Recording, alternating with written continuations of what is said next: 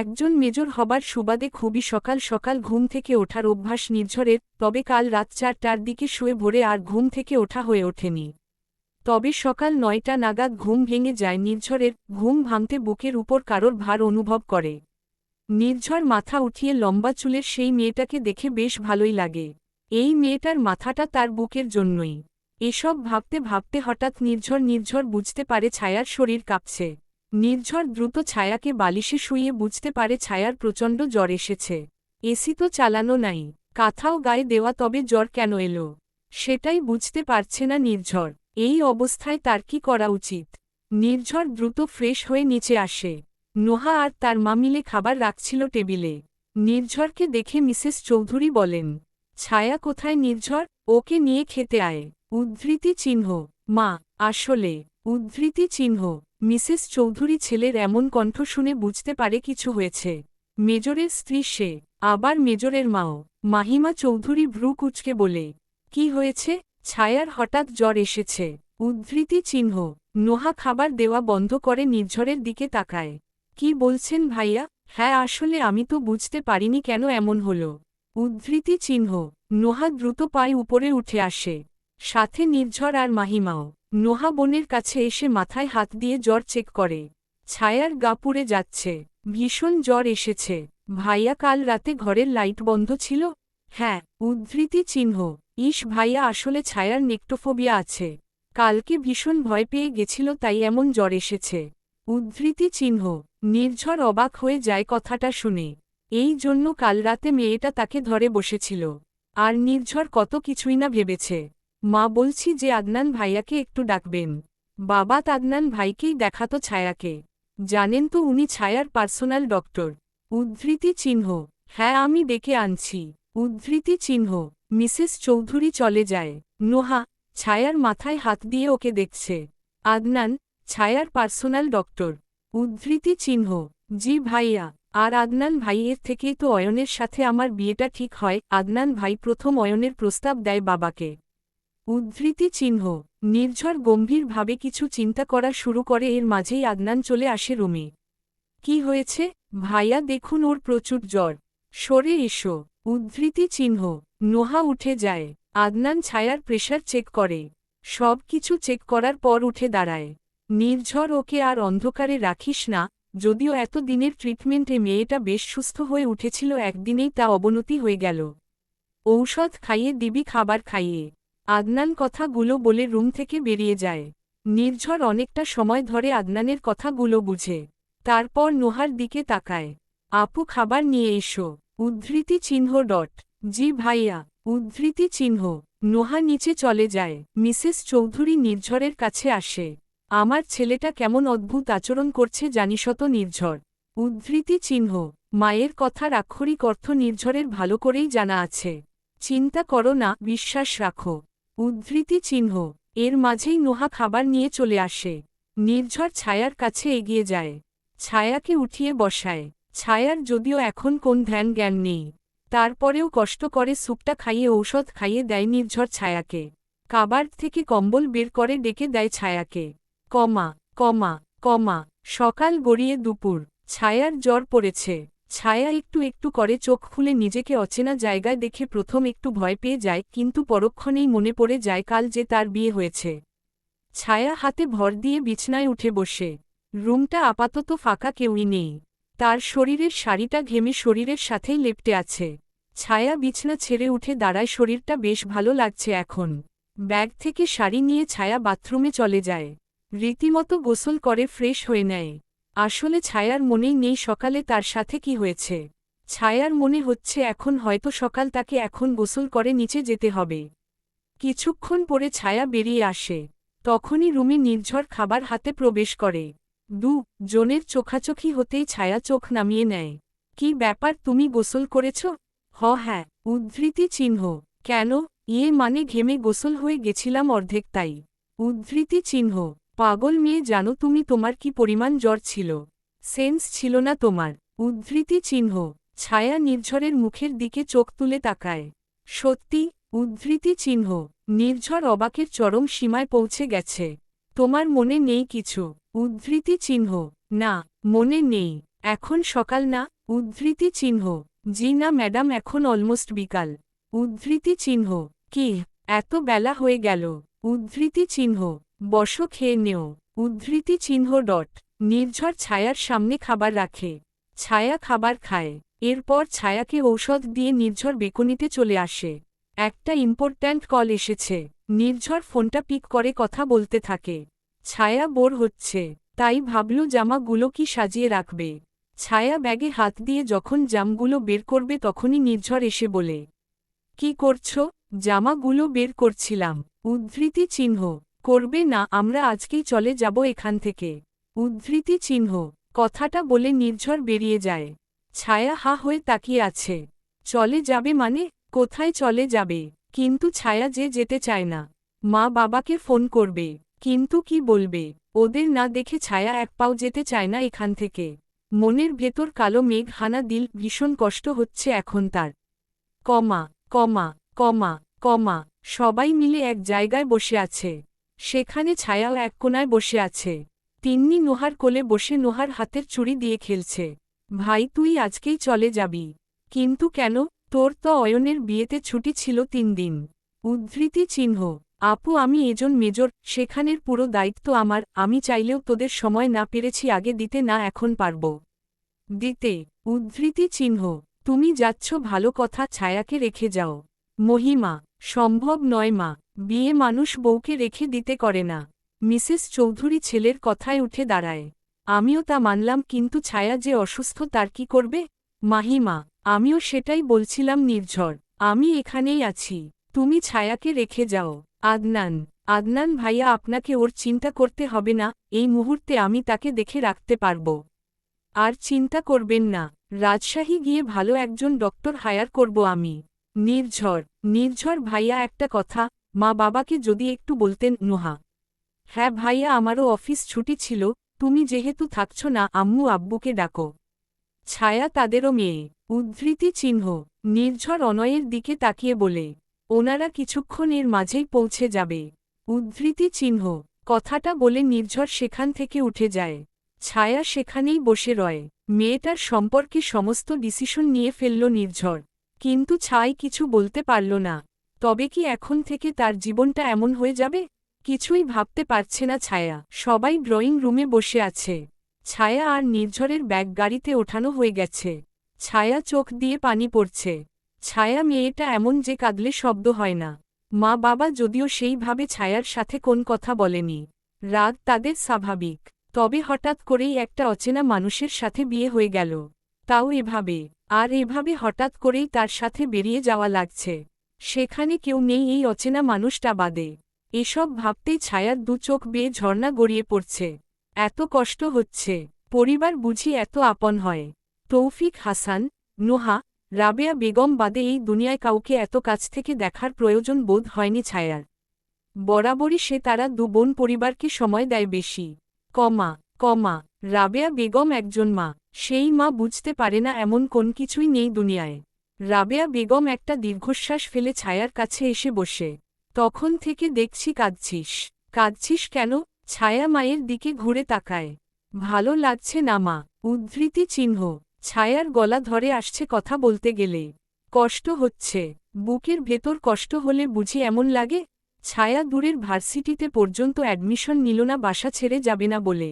আজ তাকে কোথা থেকে কোথায় চলে যেতে হবে। কমা কমা। মা, রাত 9টা বেজে গেছে। আমাদের এখন রওনা হতে হবে। উদ্ধৃতি চিহ্ন। ঠিক আছে, সাবধানে যাও। খেয়াল রেখো বাবা। এই মুহূর্তে তোমার সাথে তোমার বউ আছে। আমি কিন্তু কোন রকম ঝামেলা চাই না। উদ্ধৃতি চিহ্ন। ঠিক আছে মা। উদ্ধৃতি চিহ্ন। নির্ঝর শ্বশুর শাশুড়ি থেকে বিদায় নেয়। তিন্নির ছোট মেয়েটা মামাকে ছাড়তে চায় না, কিন্তু মামা আর থাকবে না। রাহি উপায় না পেয়ে ছায়ার হাত ধরে বসে, নতুন মাম্মি যেও না তোমরা। উদ্ধৃতি চিহ্ন। ছায়া রাহিকে কোলে তুলে রাহির গালে চুমু দেয়।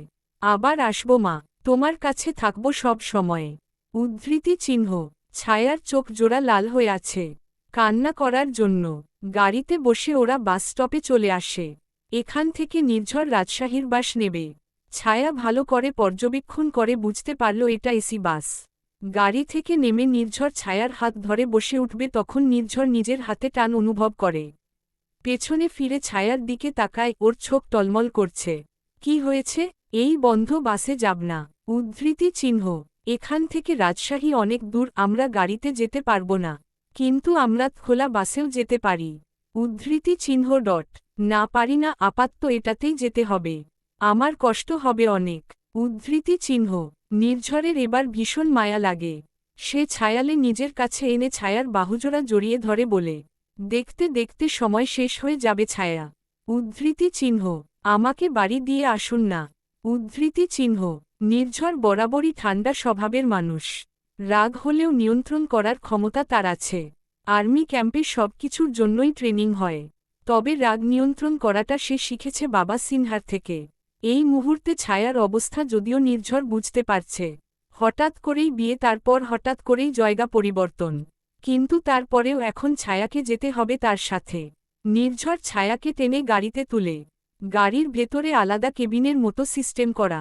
ছায়াকে বসিয়ে দেয় নির্ঝর। বসো, আমি আসছি। উদ্ধৃতি চিহ্ন ডট।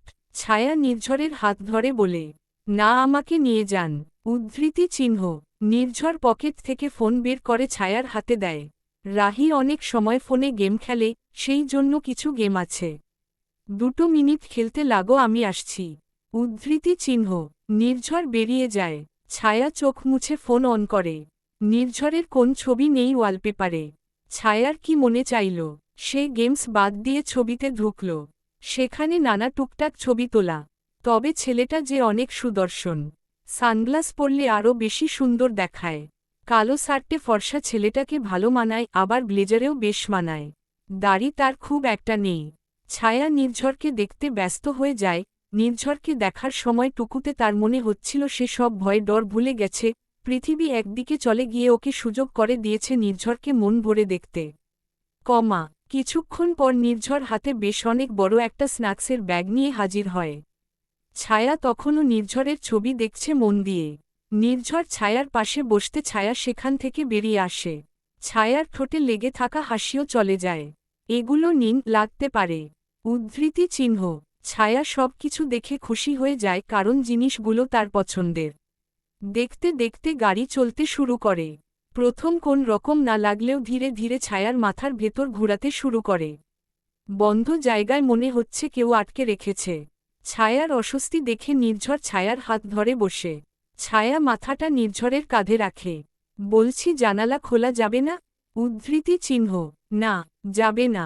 তুমি চোখ বন্ধ করো। খুব প্রিয় কিছু নিয়ে চিন্তা করো। দেখ, ঘুম চলে আসবে। উদ্ধৃতি চিহ্ন। ছায়া চোখ বন্ধ করে নেয়।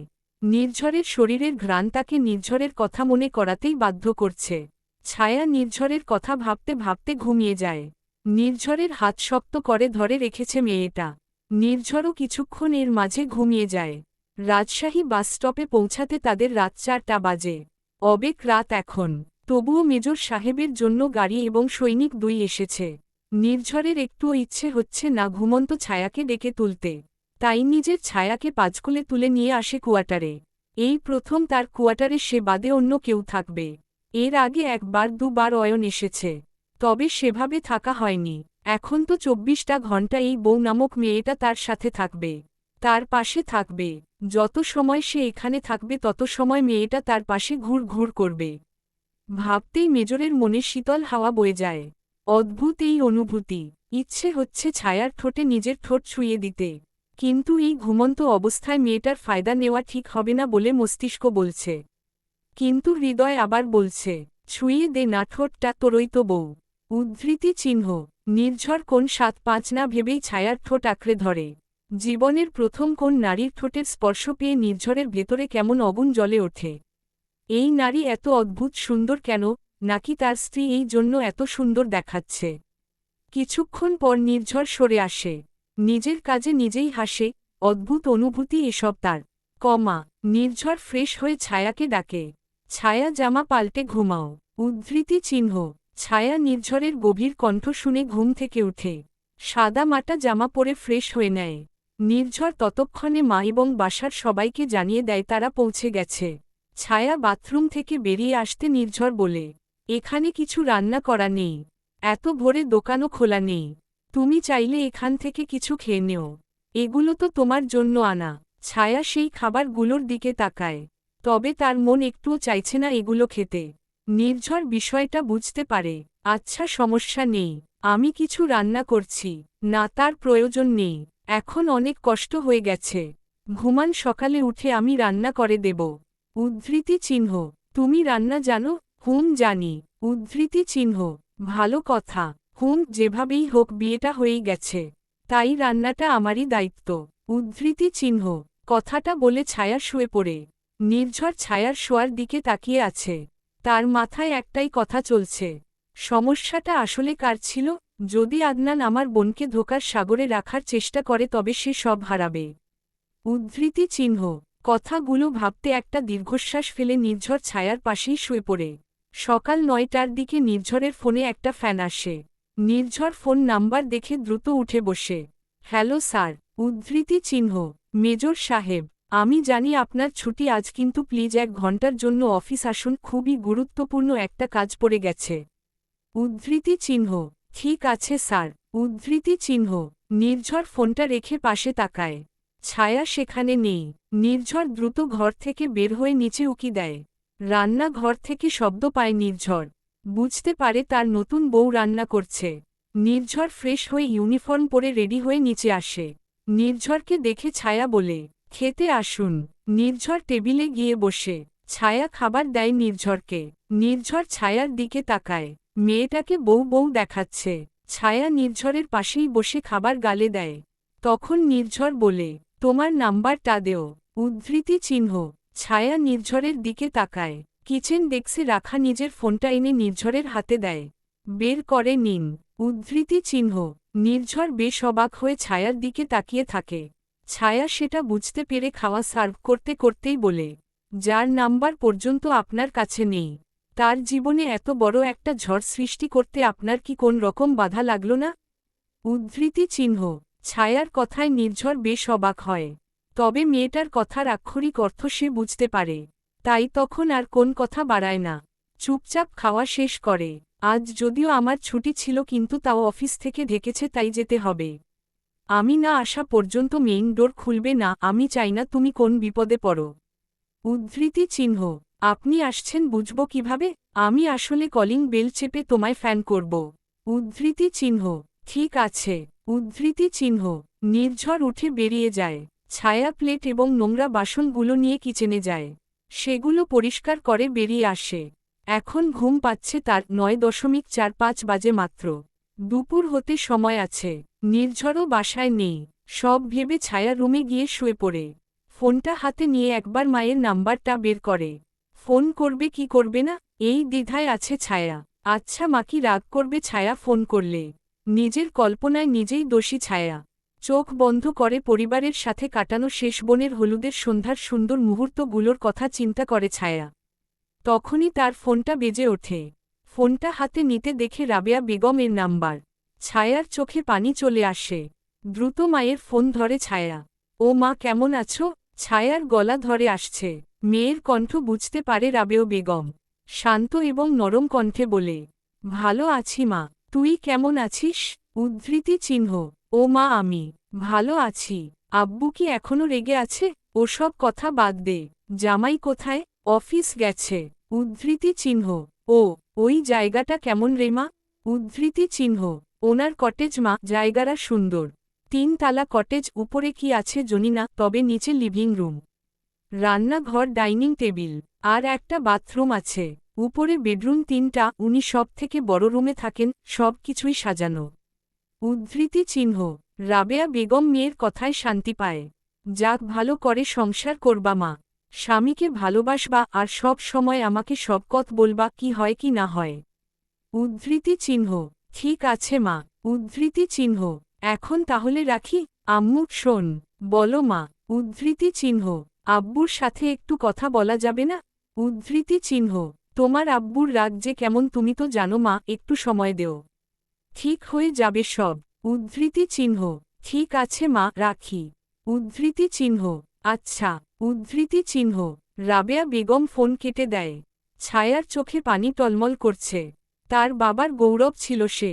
আর আজ সেই বাবা কথা বলছে না, এসব ভেবে বুকে চাপা কষ্ট অনুভব করে ছায়া। তারপর কখন যে ঘুমিয়ে যায় নিজেও জানে না। কমা কমা কমা কমা দেখ নির্ঝর, এগুলোর মানে হয় কোন? উদ্ধৃতি চিহ্ন। যেখানে এগুলো পাওয়া গেছে ওখানে নিশ্চিত আরও আছে? না, ভালো করেই সার্চ করিয়েছি, কিছুই নেই। পদ্মা নদীর ধার বেয়ে সব ইন্ডিয়ায় পাচার হয়। উপরে থাকে বরফওয়ালা মাছ আর নিচে এসব, তাও চকলেটের প্যাকেটে। উদ্ধৃতি চিহ্ন। আমাদের আরও সচেতন হতে হবে। উদ্ধৃতি চিহ্ন। সেটাই বলছি, সচেতনতা সবথেকে বড় সম্বল আমাদের। উদ্ধৃতি চিহ্ন ডট।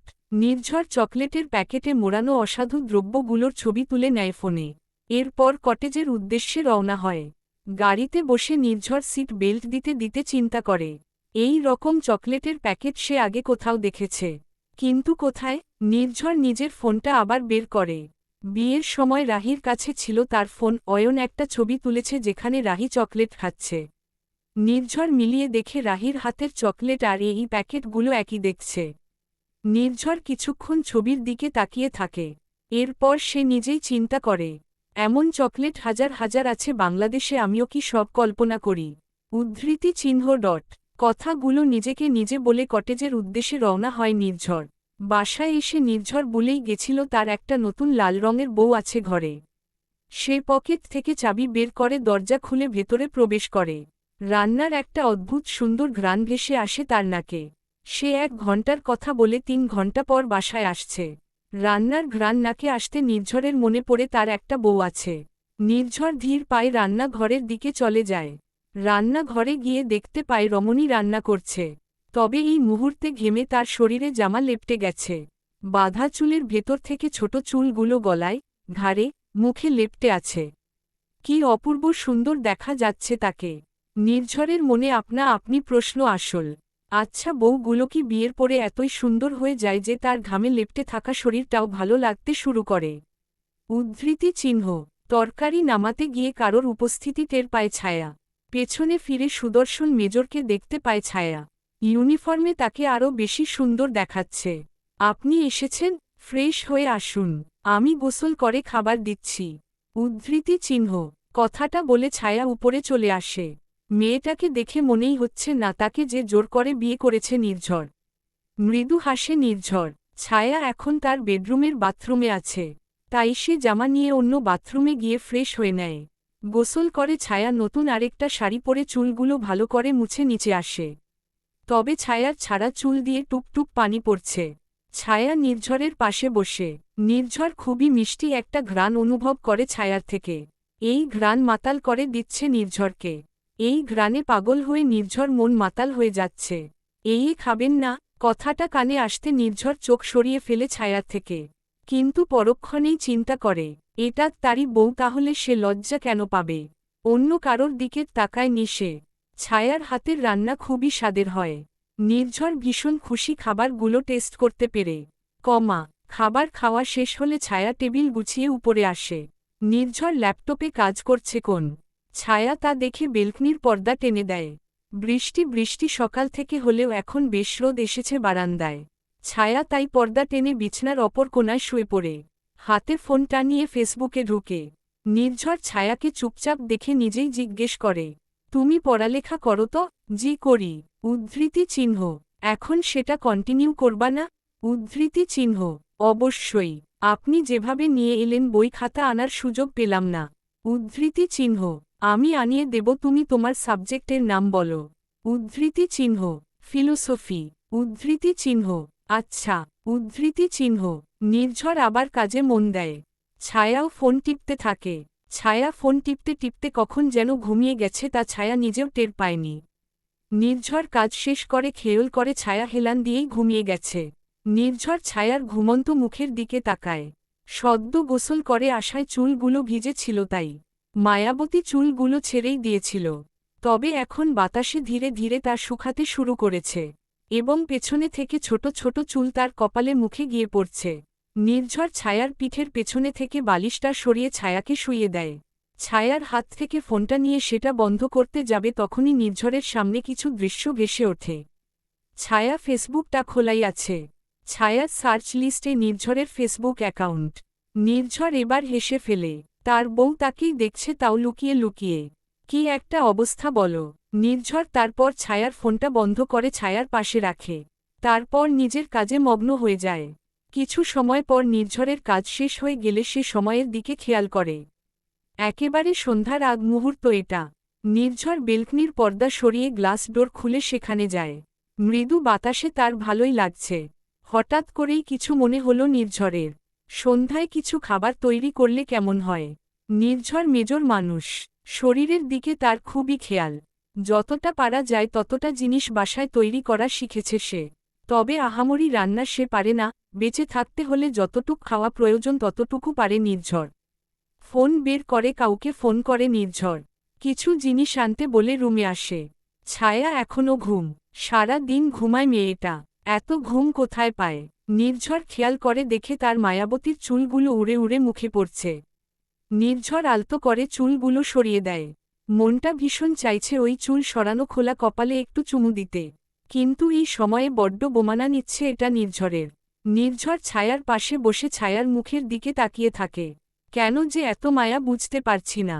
এমনত আগে কখনো হয়নি। ভালোবাসলে কি এমন হয়? অদ্ভুত, এটা কি ভালোবাসা নাকি মায়া? নিজেই এসব কথা ভাবছে নির্ঝর। পুরুষ যখন কোন নারীকে পছন্দ করে ফেলে তখন তার সব রকমের রূপী মায়াবতী হয়ে যায়। পুরুষের চোখে যদি একবার কোন নারী মায়াবতী হয়ে ওঠে তবে সে পুরোটা জীবন ওই মায় বাধা থাকতে বাধ্য। হয়তো এই জন্যই এখনও অনেকে সংসার করছে।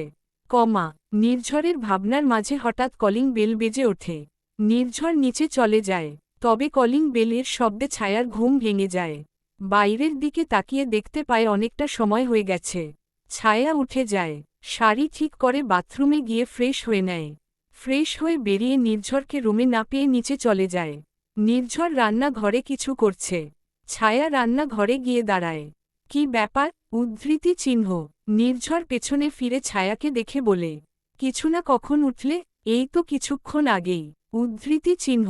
ভালো বসো, আমি কিছু রান্না করছি, একসাথে খাওয়া যাবে। উদ্ধৃতি চিহ্ন। ঠিক আছে। উদ্ধৃতি চিহ্ন। ছায়া লিভিং রুমে বসে টিভিটা অন করে। প্রায় 40 মিনিট পর নির্ঝর চা এবং কিছু নাস্তা নিয়ে আসে সেখানে। ছায়াকে টিভি দেখতে দেখে নির্ঝর সেদিকে তাকায়। কি অদ্ভুত, এই টিভিটা 1 বছর নির্ঝর কিনেছে। কিন্তু এই 1 বছরে মাত্র 5-6 বার টিভিটা অন করেছে নির্ঝর। তবে এবার তার টিভি দেখার জন্য যে এক লাল টুকটুকে বউটা আছে। ভাবতেই শীতল হাওয়া বয়ে যায় ভেতর দিয়ে। নির্ঝর চা আর নাস্তাগুলো ছায়ার সামনে রাখে। ছায়া টিভিতে ডোরেমন দেখছে। বিষয়টা দেখে নির্ঝরের বেশ ভালো লাগে। মেয়েটা বোধ হয় এখনও তার ছোট বেলায় পড়ে আছে।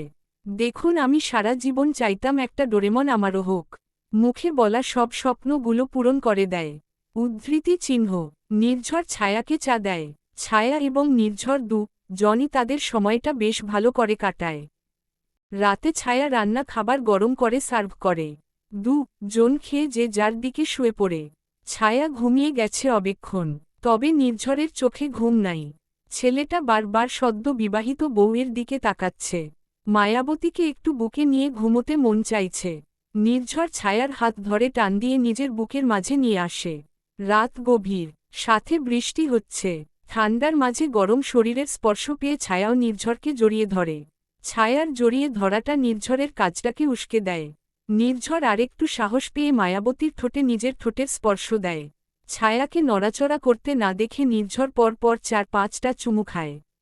কিন্তু পরক্ষণেই মনে পড়ে যায়, এভাবে লুকিয়ে লুকিয়ে ভালো না বেশি সামনাসামনি মেয়েটাকে কিছু সময় দিলে সে নিজেই কাছে আসবে।